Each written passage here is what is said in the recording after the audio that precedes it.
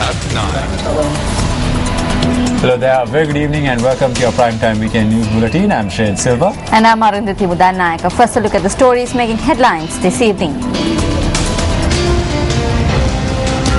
Headlines on Newsfirst at 9. The deep depression in the Bay of Bengal forecasted to sweep across the north of the country. People residing in coastal areas covering 5 districts evacuated to safety.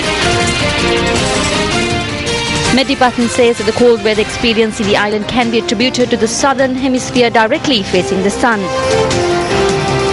Inmates at the Bogam prison continue with the hunger strike. Newsfirst at 9. Brought to you by Building a Great Nation, Melwa.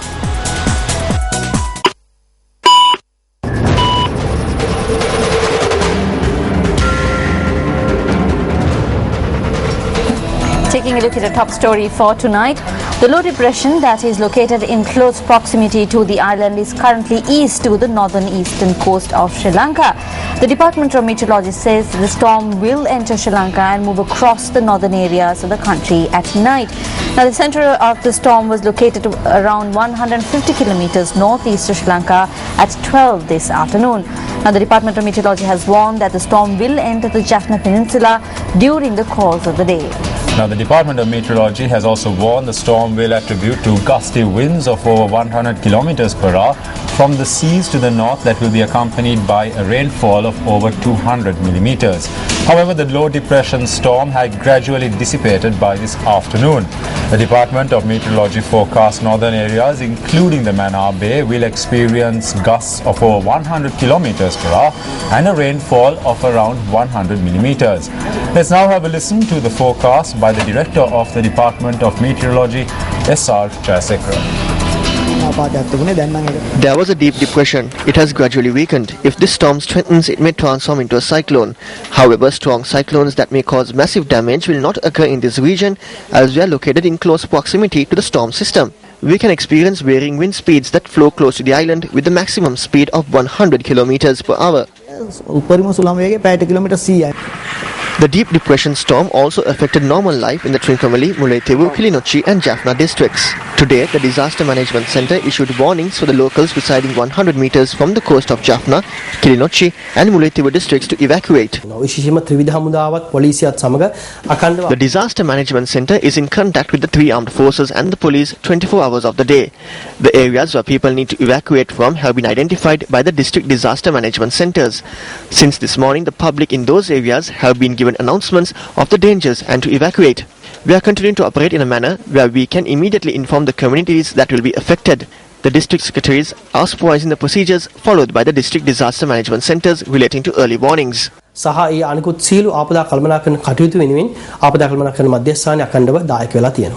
வணக்கம் யாழ்ப்பாணம் தலைமையக police நிலைய பொறுப்பதிகாரி அவர்கள் விடுக்கும் அறிவித்தல் ஒன்று 2014 ஒன்று 5ஆம் தேதி இன்று வடமாகாண பகுதியில் கூடிய காற்றுடன் கடல் கொந்தளிப்பு ஏற்பட இருப்பதால் கடல் தொழிலில் ஈடுபடும் மக்கள் கடல் செல்வதை தவிர்த்துக் கொள்ளும்படி கேட்டுக்கொள்ளப்படுகிறீர்கள். வணக்கம். Fishermen from a number of areas in Jaffna refrain from setting out to sea today in fear of the adverse weather.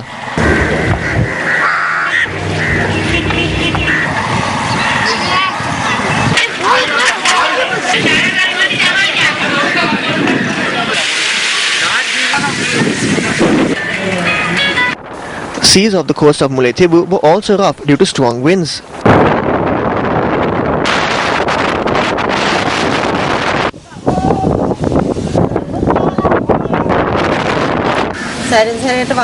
These houses are inundated. It is difficult for us to live here with the children. We take shelter in the school. A similar situation was experienced in the Kilinochchi district.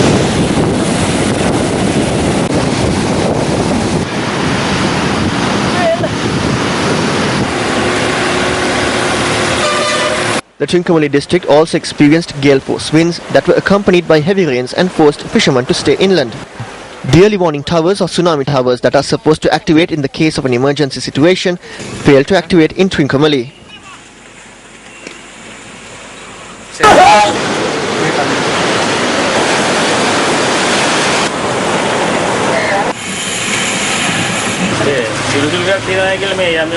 We were told of a cyclonic situation, but the tower did not make any such announcement. There is no point in having one if it does not work. Assistant Director of the Disaster Management Centre, Pradeep Kodipilli, speaking to Newsfirst, said that there was no emergency situation and the tsunami towers in the north and the east were deactivated. There are 6 such towers in the Trincomalee district, 5 in the Mullaitivu district and 5 in the Jaffna district, covering the Delft Island. There are 5 towers in the whole of the Mannar district as well. We did not activate these towers today because other methods were utilized since this morning to make announcements to the public. The people do not need to panic.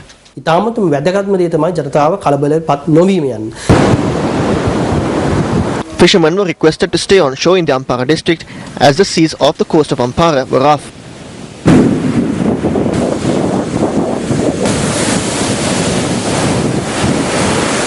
The seas of the coast of Puttalam too were facing a similar situation.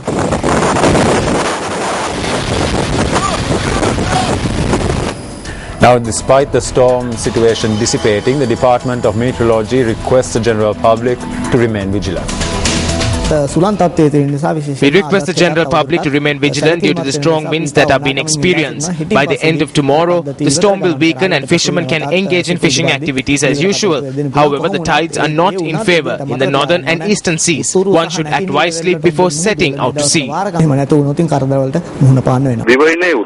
The personnel of the 3 armed forces are on standby to assist the Disaster Management Centre's efforts to provide relief to the affected people in the north and northeastern parts of the island. The Sri Lanka Army is prepared to render its support on land, while the Sri Lanka Air Force and the Sri Lanka Navy will also render their assistance. Now, as is evident from the satellite images obtained from AccuWeather.com, the depression that is causing the inclement weather in the northeast of the island is still within range of Sri Lanka and will continue to affect areas including Jaffna, Mullaitivu and Trincomalee. Newsfirst is on the alert to provide our viewers with the latest updates relating to the extreme weather that is affecting many parts of the island. That's right, Shane, and our network of provincial reporters and our reporters at the Newsfirst Centre are continuing to monitor the situation and will bring you the latest as and when it happens. Now on to another story. Cold temperatures are being reported from several parts of the island. Anuradhapura, which experiences dry weather most of the year, is experiencing cold weather over the past few weeks. It's colder than usual. This change has been prevalent for some time. It is extremely cold. It was not like this before. Yesterday and day before it was very cold. It is difficult to wake up early in the morning. It is cold till 7 or 8 in the morning. It was not like this before. As the sun is directly over the southern hemisphere, the northern hemisphere is experiencing cold temperatures. With the activation of the monsoon season, Sri Lanka will experience a flow of cold winds heading from the north of the country. The climate has changed. It is difficult to sleep at night. It is very cold. It is very cold in the morning.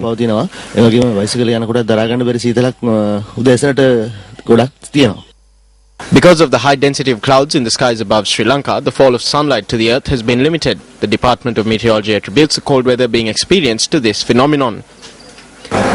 Dambulla has never experienced such cold weather before. It has been cold for the past 2 or 3 months. It's cold even in the afternoon. Though many areas in the country are experiencing cold weather, Nuwara area, which is cold most of the year, is experiencing a far different situation. Usually there should be a lot of mist at this time of the year, but this time there is a slight drought. Compared to earlier times, there is considerable change. From what we see, this is due to environmental pollution. Many other countries too are experiencing cold weather. The cold weather disrupted normal life as temperatures plummeted in India since the start of the year.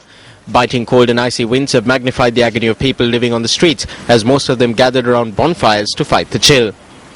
Frigid temperatures gripped a wide swath of the US Midwest and Northeast as the regions dug out from a deadly snowstorm and braced for another blast of dangerous winter weather. Deep freeze was felt in the northern US plains, including North and South Dakota, and through the Great Lakes region and Ohio Valley.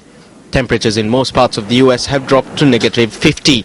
A wave of Arctic frigid weather has recently swept across much of Canada, bringing the temperature down to a record low in the country's biggest city. The frigid cold wave brought strong gusts of up to 50 kilometers per hour, bringing the temperature in Toronto down to minus 34 degrees Celsius. Now, before we move on to other headline-making stories tonight, let's take a look at the temperature forecast for some of the key towns and cities in the island for the next 24 hours.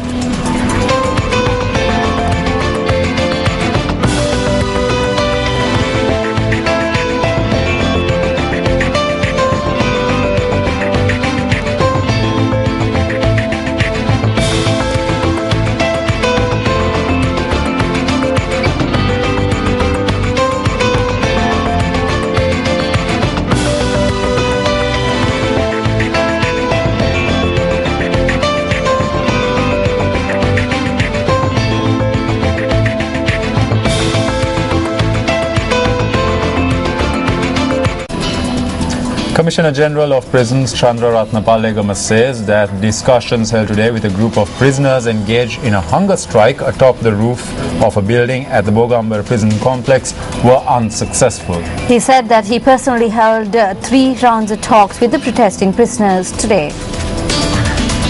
The hunger strike at the Bogambar prison complex was commenced by a group of prisoners, including death row inmates and inmates serving life sentences on Friday morning. The prisoners are demanding that their sentences be commuted. While 3 of the prisoners abandoned the hunger strike yesterday, the Commissioner General of Prisons noted that 32 inmates are continuing with the hunger strike. The Commissioner General added that he climbed the roof of the prison building on 3 occasions today to hold discussions with the prisoners, adding that all 3 attempts were unsuccessful. Furthermore, the Commissioner General noted that a discussion on the matter is to take place at the auditorium of the Minister of Rehabilitation and Prison Reforms tomorrow, with the participation of the Deputy Subject Minister, the Ministry Secretary and the Senior Commissioners. News First at 9. Up next is Sports First special segment, The Bitter Truth.